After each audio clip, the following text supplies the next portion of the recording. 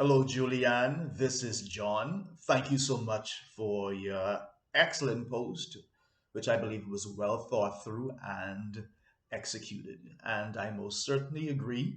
It is very important for us as clinicians to understand that there are many different factors that come into play when we consider addiction. And I believe that the definition that you selected encapsulates this truth beautifully. It says, addiction is a treatable chronic medical disease involving complex interactions among brain circuits, genetics, the environment, and an individual's life experiences. And I believe that this will explain why two individuals can decide to experiment with a drug, and one of them can choose never to touch it again, yet the other person may lose full control of his or her faculties and end up addicted.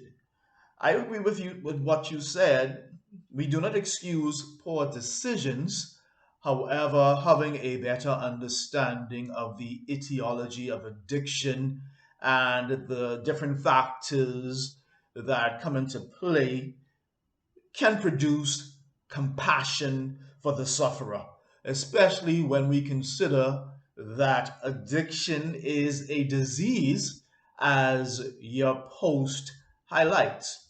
As a matter of fact, the Surgeon General's report on alcohol, drugs, and health notes, and I quote, addiction has many features in common with disorders such as diabetes, asthma, and hypertension. All of these disorders are chronic and influenced by genetics, developmental, behavioral, social, and environmental factors.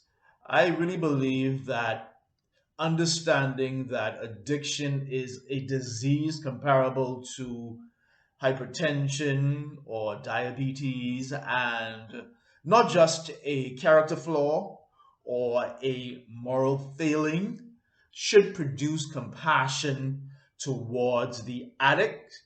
And I believe that compassion is really missing in society. This is why it is incumbent upon us as helpers, as professionals in this field, to educate society at all levels, to encourage this compassion you speak of, and to confront the stigma and the prejudices experienced by individuals who are battling addiction.